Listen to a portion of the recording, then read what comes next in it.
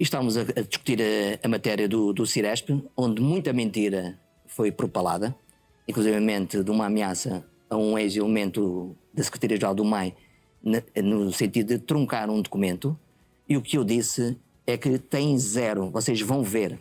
E viram no dia 17, quando eu fui ao Parlamento a ser ouvido sobre o tema Ciresp, onde tudo ficou esclarecido. Há elementos que demonstram sem margem para dúvidas a tentativa de ocultar informação pública sobre o Ciresp. Há elementos que demonstram sem margem para dúvidas a tentativa de ocultar informação pública sobre o Ciresp. Há elementos que demonstram sem margem para dúvidas a tentativa de ocultar informação pública sobre o Ciresp. Gostava de deixar em nome do partido e também do grupo parlamentar, cuja direção tive a oportunidade de reunir ainda hoje, para deixar nota do seguinte.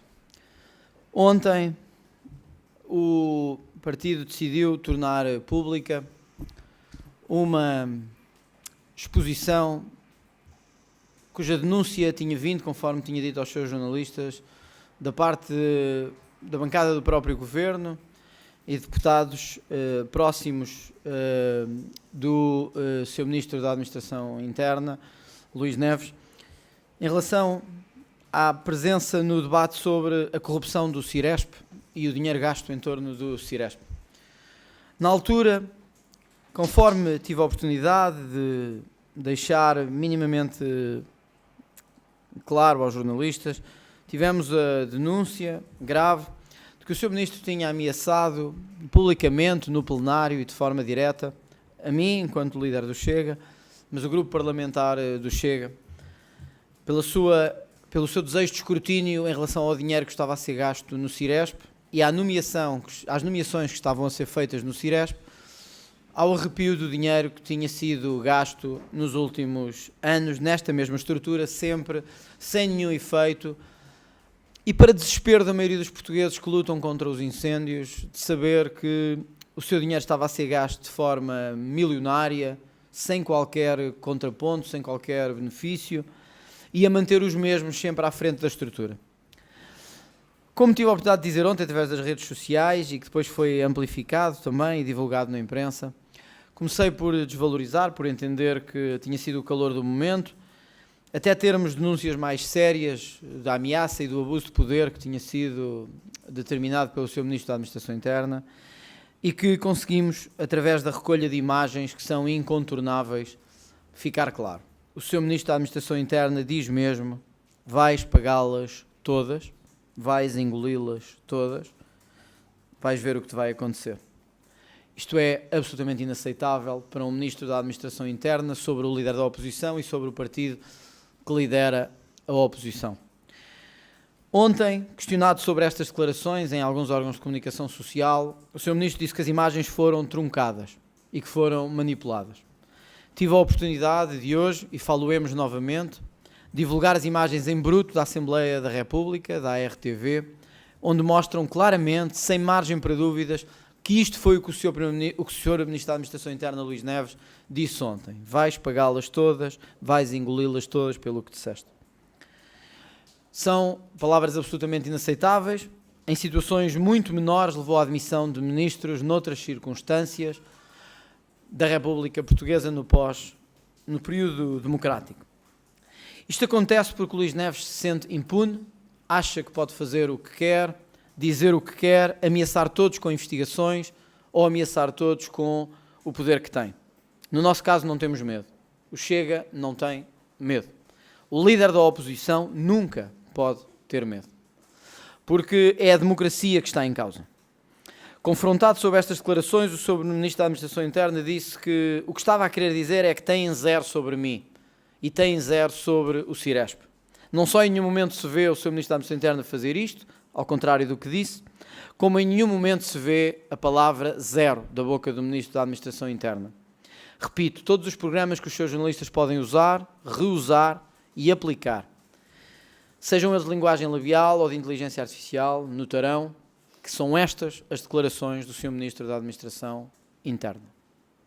Uma ameaça direta sobre o partido da oposição, por uma razão, porque quer saber onde anda a usar o dinheiro dos portugueses.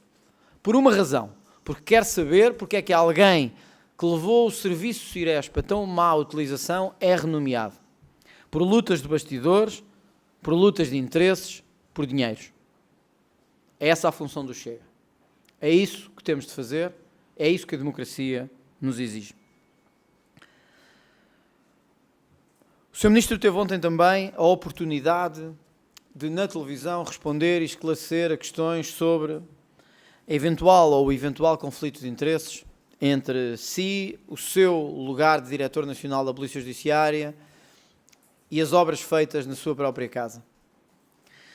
Acabou a ameaçar jornalistas e aqueles que tinham levado à investigação que revelou esta mesma situação. Acabou a dizer que pagou em dinheiro o que o próprio Governo proibiu que se pagasse em dinheiro. Uma vez que diz que pagou 5.000 euros a um empreiteiro em dinheiro aos fins de semana, quando o próprio Governo tem na sua página a proibição de utilizar em numerário mais do que 3.000 euros. E também que só passará faturas quando tiver o valor final, contrário à lei e contrário àquilo que o próprio Governo definiu como legal. Há hoje suspeitas severas sobre o Ministro da Administração Interna e sobre a sua conduta, sobre a sua integridade. Estas suspeitas têm que ser esclarecidas a tempo do Estado da Nação poder decorrer, sem ser única e exclusivamente com este ponto sob análise. O Ministro da Administração Interna não pode estar sob suspeita nem pode ameaçar outros com os seus poderes legais ou ocultos de levar a cabo qualquer pressão. Tem que esclarecer, tem que ser transparente, como sempre exigiu que os outros fossem transparentes. Aquilo que tivemos ontem foi um péssimo exercício de transparência, aliado ao silêncio de todos os outros partidos políticos sobre esta matéria por medo. Os partidos têm medo que Luís Neves lance sobre eles investigações, problemas ou insinuações. O líder da oposição não pode ter medo. Não pode haver ministros com poderes absolutos, nem pode haver a ameaça de usar a PJ, a PSP ou a GNR contra partidos políticos ou contra opositores, calando jornalistas e partidos políticos sobre esta matéria.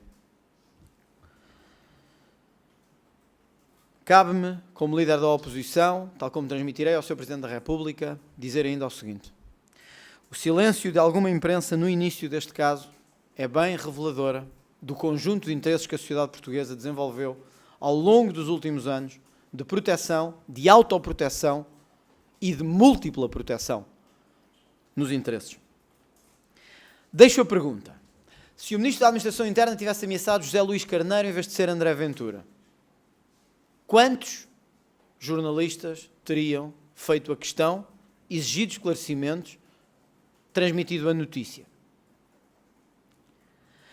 Quantos canais de televisão, pública ou privada, teriam optado por dar a notícia não a reboque dos outros agora que o assunto se tornou nacional e viral, mas no primeiro momento, se em vez de Luís Neves fosse o líder do Chega, a ter obras num monte com alguém que lhe fez obras na Polícia Judiciária enquanto era seu líder? Quantos teriam feito notícia de primeira página na abertura de telejornais se fosse não o ministro Luís Neves, mas André Ventura ou outro líder qualquer de um partido da oposição? Nós não somos o Bangladesh, nem a Bielorrússia. Nós somos um país em que o jornalismo tem de ser livre de interesses. E livre de interesses é não ter medo. E não deixar que nos imponham medo. Quando isso é claro que está a acontecer. Alguns canais, como o Canal Público de Televisão, fizeram reportagens sobre membros de partidos que tinham negócios com imigrantes ilegais. Mas não fizeram notícia, durante o dia todo, de um ministro com obras no seu monte, com pessoas que trabalharam consigo e com suspeitas de ameaçar jornalistas. Isto é o grau zero do jornalismo em Portugal. Têm duas opções. Ou aceitam que vivemos num país livre e noticiam o que tem que ser noticiado, ou ninguém levará a sério mais notícias. Se quiserem ser levados a sério, têm também que fazer quando dói, quando custa, quando o poder é afrontado, e não apenas quando os líderes da oposição são afrontados, e não apenas quando os outros políticos são afrontados. Talvez isto não passe em lado nenhum, mas o país saberá, como saberá sempre, que alguns procurarem colocar interesses privados e pessoais acima do interesse da República e do interesse democrático do povo português. Como foi dito ontem, tive a oportunidade de, juntamente com o Presidente António José Seguro, solicitar uma conversa sobre este ponto, que espero que seja também clarificadora do ponto de vista democrático, para todos, partidos, imprensa e poder. Espero poder, no Estado da Nação, fazer compreender o país que não podemos ter poderes absolutos, nem poderes que ameaçam outros com o uso dessas forças. Mas espero também fazer compreender o canal público de televisão, com todo o respeito e consideração que é muita, que quando fugimos de dar notícias, tornamos-nos nós próprios a notícia pelo mau exemplo que damos em Portugal. Em nenhum país da Europa, e eu dirijo-me a si, repórter da RTP, porque está aqui hoje, e espero que esteja nos próximos tempos, dirijo-me a si porque em nenhum país do mundo democrático um ministro seria suspeito de obras ilícitas, ilegais e de abuso de poder, e o canal público ficaria em silêncio um dia inteiro sobre isto. Não aconteceria assim com o líder da oposição, nem com nenhum outro líder de nenhum partido. Dirijo-me também a si porque tive a oportunidade de ontem, junto do diretor de informação da RTP, transmitir-lhe isto mesmo. E por isso gosto de ser sincero com o país, porque o país também espera de mim essa sinceridade. Um canal público que se ajoelha aos poderes públicos é um canal público que não vive pela democracia, vive pelo interesse e vive pela submissão ao poder político. Isso é inaceitável. Por isso, olho nos olhos para lhe dizer isto, como direi ao seu diretor, como direi ao Estado português, que é seu dono da canal público de televisão, e aos milhões de portugueses que pagam os impostos para sustentar a RTP. É inaceitável. Inaceitável que um canal esconda durante vários dias, até que venha a reboque de todos os outros, o que se está a passar. Enquanto quando é sobre o líder da oposição ou sobre o Partido Chega, passam em primeira hora, em nota de rodapé e a toda a hora nos canais. Já não vou, claro, à SIC, porque isso é o habitual. Mas a RTP merecia outra consideração e merecia outro trabalho desta dignificação. O Estado da Nação é na quinta-feira. E na quinta-feira o Partido Chega terá a oportunidade, com a mesma frontalidade com que aqui exigiu estes esclarecimentos, de dizer ao Primeiro-Ministro que este Ministro da Administração Interna não deve continuar enquanto ameaçar jornalistas, mesmo que nós não gostemos desse jornalismo. Não deve continuar enquanto ameaçar líderes da oposição, mesmo que nós não gostemos desse estilo de fazer política. E que o Ministro da Administração Interna não pode querer um regime para si, diferente de todos os que exige para os outros políticos em Portugal. É a nossa democracia que está em causa. É a nossa democracia que está em causa. Se aceitarmos vergar-nos a isso, perdemos a moral toda de exigir escrutínio em qualquer outra situação. Por isso, tal como disse isto da RTP, e repito, está aqui um representante da RTP, por isso digo com toda a frontalidade, saúdo os outros órgãos de comunicação social que tiveram a coragem, a dignidade e a frontalidade de dizer o que tinha que ser dito, quando tinha que ser dito e sem medo dessas consequências. É assim que se faz a democracia. Quando nos ajoelhamos a poderes ocultos, tornamos-nos cúmplices desses poderes ocultos. Muito obrigado, Sr. Presidente. Sr. Primeiro-Ministro, desculpe, mas eu não consigo compreender como é que o Sr. Primeiro-Ministro anda por todo o país, quando acontece qualquer coisa ao lado de um Presidente de Câmara Municipal, a dizer: conseguimos executar isto, conseguimos fazer esta obra, conseguimos, e apresenta-o como um resultado do Governo, do Estado e como um sucesso da entidade central. Mas quando 70 câmaras ainda não avaliaram sequer os pedidos de apoio para a reconstrução.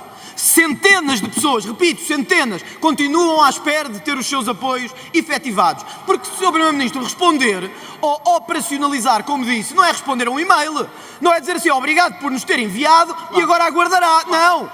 As pessoas não precisam de e-mails nem de conversa, as pessoas precisam de apoio. E é por isso muito estranho que este primeiro-ministro, que aliás, juntamente com o PS, nomeou estas CCDRs todas, que era para fazerem alguma coisa, não era só para andarem a comer à conta do Estado, era para fazerem alguma coisa. Era para fazerem alguma coisa. Mas as CCDRs todas, que nós andamos a gastar milhares, centenas de milhares de euros com elas, foram nomeadas, foram postas como setores da vistoria. E agora vêm aqui dizer as câmaras e as CCDRs não estão a funcionar. Então, Sr. Primeiro-Ministro, quando há obra, é obra de todos. Quando falham, são eles que falham. Não, vocês falharam. O Governo falhou e tem que assumir a sua responsabilidade aqui no Parlamento. Sr. Primeiro-Ministro, quero-lhe falar do Ciresp porque me parece que é um assunto relativamente importante nesta sede. Nós já gastámos 800 milhões de euros com o Ciresp. 800 milhões de euros, ou mais. Ele falhou e falhou e falhou. Com certeza que quem ali está calado, aliás, podemos ver agora, nem uma palavra sobre o Ciresp, e eu compreendo. Também teria vergonha se tivesse feito aquilo que fiz e agora aqui estivesse. Mas é o Sr. Primeiro-Ministro que aí está agora. E, portanto, eu gostava que nos explicasse duas coisas. Como é que numa coisa que funcionou tão mal, que todos apontámos que funcionou mal, que os bombeiros se queixaram, que a polícia se queixou, que o exército se queixou, que a proteção civil se queixou. Quem é que nomeamos para o mesmo lugar? O homem que lá estava quando tudo funcionou mal. Eu gostava que explicasse ao Parlamento qual é o critério para isso vir, e espero que não diga como o Dr. José Luís Carneiro, que é o homem que mais percebe de comunicações do país. Quer dizer, ou há responsabilidade ou não há responsabilidade. Se tudo falha, isso no meio aos mesmos. Estamos a dar prémio à incompetência e isso é que é o que não deve acontecer. Segundo, Sr. Primeiro-Ministro, nós sabemos, o Sr. Primeiro-Ministro também sabe, e eu sei que o Sr. Primeiro-Ministro sabe, que eu sei que o Sr. Primeiro-Ministro sabe, que nós todos sabemos que o Ministério da Administração Interna procurou, pelo menos, condicionar um relatório que vinha a público sobre o Ciresp. Há elementos que demonstram,